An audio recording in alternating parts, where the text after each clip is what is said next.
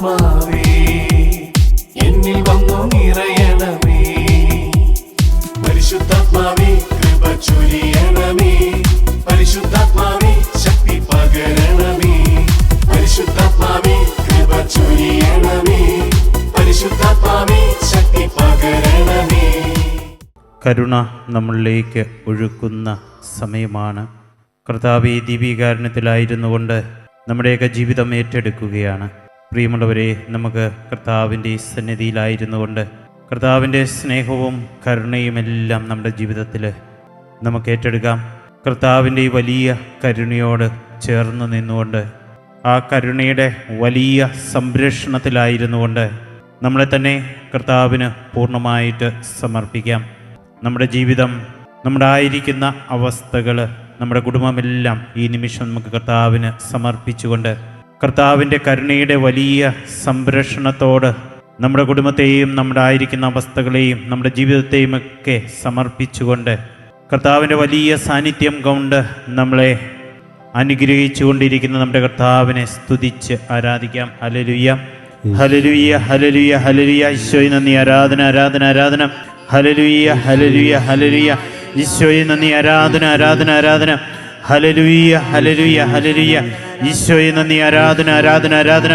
Hallelujah, hallelujah, hallelujah. ഈശോയെ നന്ദി, ആരാധന, ആരാധന. ഹല്ലേലൂയ, ഈശോയെ നന്ദി, ഈശോയെ ആരാധന.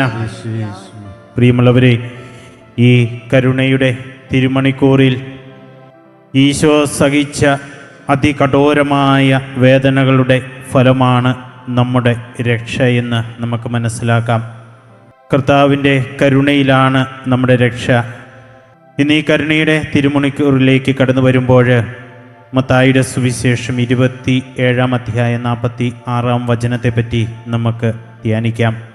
കർത്താവിൻ്റെ പീഡകളുടെ അസഹനീയമായ സമയത്ത് പിതാവ് തന്നെ കൈവിട്ടോ എന്ന് ചിന്തിച്ചുകൊണ്ട് പിതാവിനെ വിളിച്ച് നിലവിളിക്കുന്ന കർത്താവിനെയാണ് നാം കാണുക. കർത്താവ് പിതാവിനോട് ചോദിക്കുന്ന ഒരു ചോദ്യമുണ്ട്.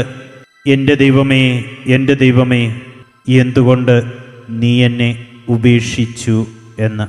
യഹൂദരുടെ സമയപ്രകാരം 6-ാം മണിക്കൂറിലാണ് ഈശോയെ കുരിശിൽ തറച്ചത്. 9-ാം മണിക്കൂറിലാണ് ഈശോ മരിച്ചത്. ഏകദേശം 3 മണിക്കൂർ നേരം അതിഘോരമായ വേദനയും പീഡയുമൊക്കെ സഹിച്ച് തൻ്റെ വേദനയുടെ അതികഠോരമായ നിമിഷങ്ങളിൽ ഈശോ പ്രാർത്ഥിക്കുകയാണ്, എൻ്റെ പിതാവേ, എന്തുകൊണ്ട് നീ എന്നെ ഉപേക്ഷിച്ചു എന്ന്. പിതാവ് പുത്രന് മറുപടിയൊന്നും കൊടുക്കുന്നതായിട്ട് നമ്മൾ സുവിശേഷങ്ങളിൽ വായിക്കുന്നില്ല. പിതാവ് ഉപേക്ഷിച്ചതുകൊണ്ടല്ല പുത്രൻ ഇത്രമാത്രം സഹിക്കേണ്ടതായിട്ട് വന്നത്. പുത്രൻ ഈ ലോകത്തിൽ ഇത്രമാത്രം പീഡകൾ സഹിക്കേണ്ടതായിട്ട് വന്നത് തീർച്ചയായിട്ടും മനുഷ്യകുലത്തിൻ്റെ പാപപരിഹാരത്തിനായിട്ടായിരുന്നു. പുത്രന് ഈ വലിയ പീഡകൾ താൻ സഹിക്കേണ്ടി വരുമെന്ന് നന്നായിട്ട് അറിയാമായിരുന്നു. അതുകൊണ്ടാണ് 3 പ്രാവശ്യം തൻ്റെ പീഡാനുഭവത്തെപ്പറ്റി അവൻ പ്രവചിച്ചത്. മാനുഷികമായ വേദനയിൽ, അതികഠോരമായ വേദനയിൽ ഈശോ ഇങ്ങനെ പ്രാർത്ഥിച്ചു പോവുകയാണ്, എൻ്റെ ദൈവമേ, എൻ്റെ ദൈവമേ, എന്തുകൊണ്ട് നീ എന്നെ ഉപേക്ഷിച്ചു എന്ന്. പ്രിയമുള്ളവരെ, ഈശോ പീഡകൾ സഹിച്ച് നമുക്കായിട്ട് കരുണ പങ്കുവെച്ചു തരികയാണ്. പിതാവായ ദൈവം മനുഷ്യവർഗത്തെ ഇത്രമാത്രം സ്നേഹിച്ചതുകൊണ്ടാണ് പുത്രനെ ഈ ലോകത്തിലേക്ക് പീഡകൾ സഹിച്ച് മരിച്ച് പുനരുത്ഥാനം വഴി നമ്മയൊക്കെ നേടിയെടുക്കുവാനായിട്ട് ഈ ലോകത്തിലേക്ക് അയച്ചത്. നമ്മൾ സുവിശേഷങ്ങളിലൂടെ കടന്നു പോകുമ്പോൾ ഈശോയുടെ ജീവിതത്തിൽ അതികഠോരമായ വേദന അനുഭവിച്ച വളരെയേറെ നിമിഷങ്ങൾ നമുക്ക് കാണുവാനായിട്ട് സാധിക്കും. ഏകദേശം 24 മണിക്കൂറോളം കർത്താവ് അതികഠോരമായ ശാരീരികവും മാനസികവുമായ വ്യതകൾ അനുഭവിച്ചാണ് കുരിശിൽ തറയ്ക്കപ്പെട്ട് മരിച്ചത്. ഇതെല്ലാം ദൈവത്തിൻ്റെ കരുണയിൽ നമ്മെ രക്ഷിക്കുവാൻ വേണ്ടി മാത്രമായിരുന്നു. കർത്താവ് ഇത്രമാത്രം വേദന സഹിച്ചത് ഇത്രമാത്രം സഹനത്തിൻ്റെ പാതയിലൂടെ കടന്നുപോയത്, കുരിശ് ചുമന്ന് കുരിശിൽ തറയ്ക്കപ്പെട്ട് കുരിശിൽ മരിച്ചത് ദൈവത്തിൻ്റെ കരുണ നമ്മുടെ ജീവിതത്തിൽ അനുഭവവേദ്യമാക്കി തീർക്കുവാൻ വേണ്ടി മാത്രമാണ്.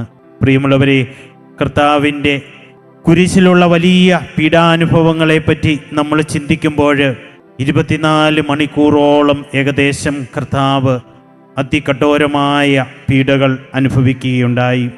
ഗെത്സമേൻ തോട്ടത്തിൽ വെച്ച് രക്തം വിയർത്ത് വലിയ മനോവേദന കർത്താവ് അനുഭവിച്ചത് എനിക്കും നിങ്ങൾക്കും വേണ്ടി ദൈവത്തിൻ്റെ കരുണ കാണിച്ചു തരുവാൻ വേണ്ടിയാണ്.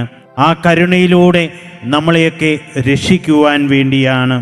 3 വർഷക്കാലം തൻ്റെ ജീവിതത്തിലുടനീളം സന്തത സഹചാരിയായിട്ട് കടന്നുപോയ യൂദാസ് ഒരു ചുംബനം കൊണ്ട് കർത്താവിനെ ഒറ്റിക്കൊടുത്തപ്പോൾ ഈശോ എത്രമാത്രം മാനസികമായ വ്യതകളാൽ ദുഃഖിച്ചിരുന്നുവെന്ന് നമുക്ക് അനുമാനിക്കാവുന്നതാണ്.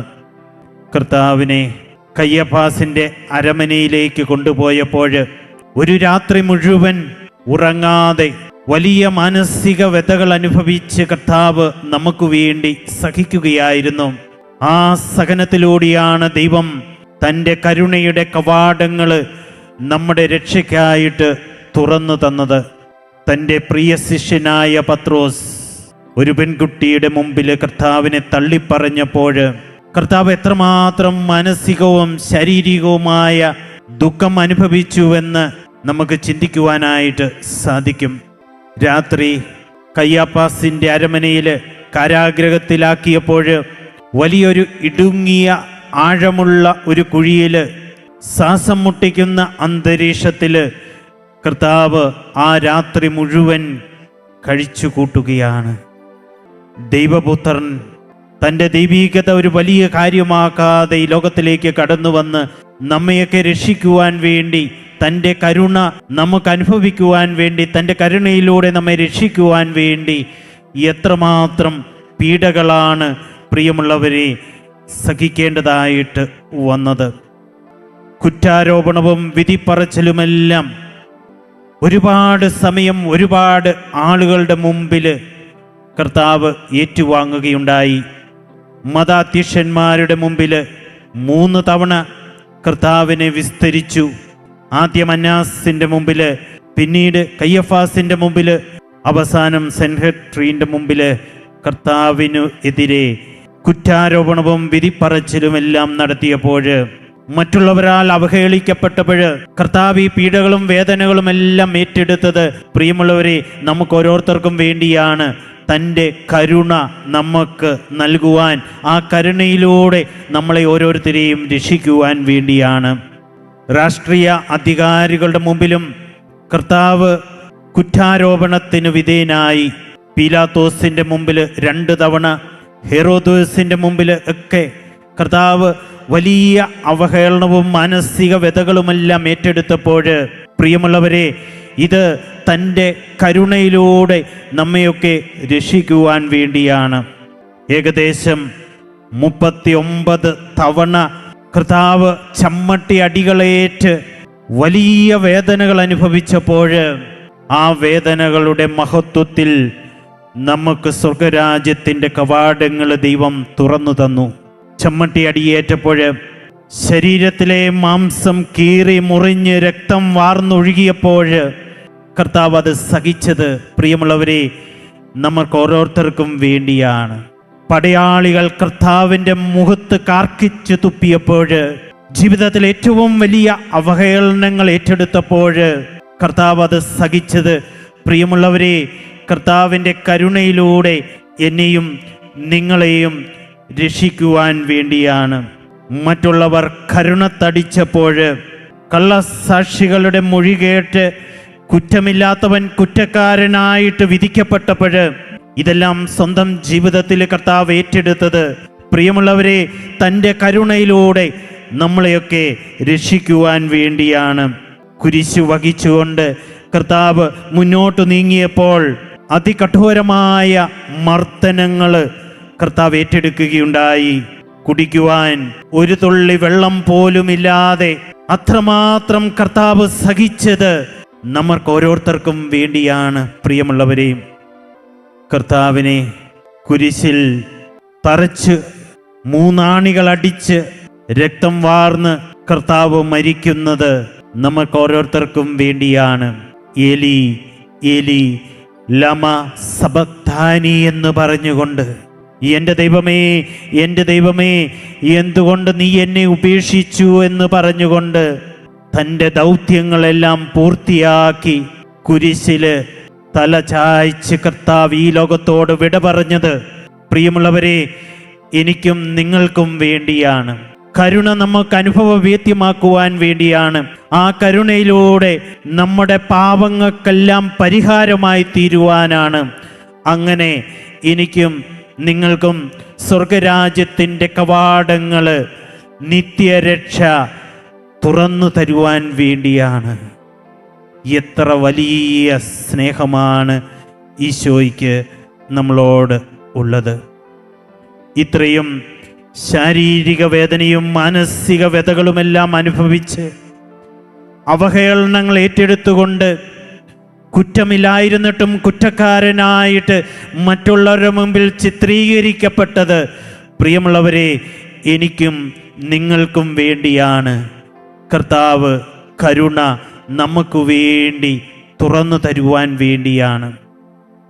ഈ സഹനമെല്ലാം ഈശോ ഏറ്റെടുത്തത് നമ്മളുടെ പാപങ്ങളുടെ പരിഹാരമായിട്ടാണ്. നമുക്ക് നമ്മളെ തന്നെ കർത്താവിൻ്റെ ഈ വലിയ സഹനത്തോട് ചേർത്ത് വയ്ക്കാം. ഈ സമയം നമുക്ക് പ്രത്യേകമായിട്ട് ഓൺലൈനിൽ ആയിരുന്നു കൊണ്ട് ഈ കരുണയുടെ ജപമാല ചൊല്ലി കർത്താവിൻ്റെ വലിയ കരുണയ്ക്കായിട്ട് സ്വയം സമർപ്പിച്ചുകൊണ്ട് അപേക്ഷിക്കുന്നവരെ നമുക്ക് കർത്താവിന് സമർപ്പിച്ചുകൊണ്ട് പ്രാർത്ഥിക്കാം. അവരുടെ ജീവിതം അവർ കർത്താവിന് ഫലമേൽപ്പിച്ചുകൊണ്ട്, കർത്താവിന് സമർപ്പിച്ചുകൊണ്ട് ഈ കരുണയിലേക്ക് തങ്ങളെ തന്നെ സമർപ്പിക്കുന്ന നിമിഷങ്ങളിൽ കർത്താവ് അവരുടെ ജീവിതം ഏറ്റെടുക്കട്ടെ. രോഗങ്ങൾ സൗഖ്യപ്പെടട്ടെ. ജീവിത പ്രശ്നങ്ങളിൽ കർത്താവ് വലിയ ഇടപെടലുകൾ നടത്തട്ടെ. പ്രത്യേകമായിട്ട് നമുക്ക് കരീസ് ഭവന് വേണ്ടി പ്രാർത്ഥിക്കാം. നമ്മളെ തന്നെ ഒരിക്കൽ കൂടി കർത്താവിനെ സമർപ്പിച്ചുകൊണ്ട് കർത്താവിൻ്റെ കരുണയ്ക്കായിട്ട് നമ്മുടെ ഹൃദയങ്ങൾ തുറന്ന്, കർത്താവേ, നിൻ്റെ കരുണ ഞങ്ങൾക്ക് നൽകണമേ, കർത്താവേ, നിൻ്റെ കരുണ അനുഭവിക്കുവാനായിട്ടുള്ള വലിയ സ്വർഗീയ ആനന്ദം ഞങ്ങൾക്ക് നൽകണമേ എന്ന് പ്രാർത്ഥിച്ചുകൊണ്ട് സമാപനാശീർവാദം നമുക്ക് സ്വീകരിക്കാം.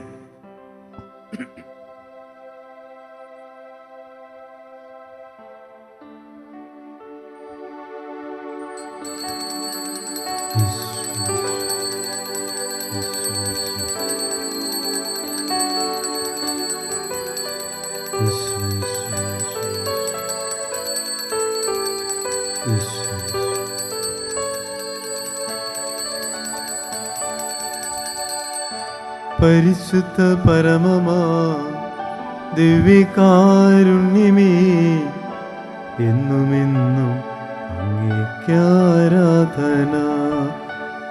പരിശുദ്ധ പരമമാ ദിവ്യകാരുണ്യമേ, എന്നുമെന്നും അങ്ങേക്കാരാധന. പരിശുദ്ധ പരമമാ ദിവ്യകാരുണ്യമേ, എന്നുമെന്നും അങ്ങേക്കാരാധന.